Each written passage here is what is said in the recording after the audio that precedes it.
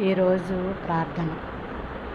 కృపాసత్య సంపూర్ణుడ, సర్వలోకానికి చక్రవర్తివైన దేవ, నిన్న నేడు నిరంతరము ఏకరీతిగా ఉన్న దేవుడవు, మారని దేవుడవు, మార్పులేని దేవుడవు, శాశ్వతుడైన దేవుడవు, సహాయము చేసే దేవుడవు, ఔన్నత్యమును కలిగి ఉన్న దేవుడవు, తోడై ఉన్న దేవుడవు, విశ్రాంతి కలుగజేయువాడవు, పైన ఆకాశమందును క్రింద భూమి అందును నీవే దేవుడవు, నీవు తప్ప వేరొక దేవుడు లేడని సెలవిస్తున్న మా తండ్రి. ఆకాశముని సింహాసనము, భూమి నీ పాదపీఠము నాయన.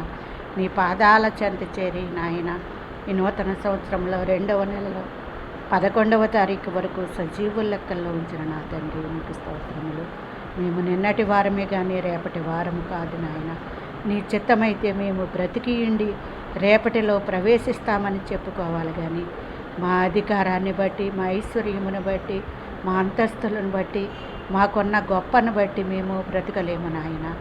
నీ కృప లేనిదే, నీ దయ లేనిదే మేము ఇళ్ళలో జీవించలేము. ఒక్కరోజు కూడా నాయన మేము బ్రతకలేము కదండి. నీవు ఇచ్చిన ఉచితమైన కృపను బట్టి, ఆయుష్ను బట్టి, ఆరోగ్యమును బట్టి, స్వస్థతను బట్టి, రాకపోకల్లో కాపుదలను బట్టి, మీరిచ్చిన జీవవాయువును బట్టి, జీవజలమును బట్టి నాయన, మీరిచ్చిన స్వస్థతను బట్టి మేము సజీవ లెక్కల్లో ఉండి మీ పాద సన్నిధిలో కూడుకొని మిమ్మల్ని ప్రార్థించుకునే కృపనిచ్చిన దేవా, మీకు స్తోత్రములయ్యా.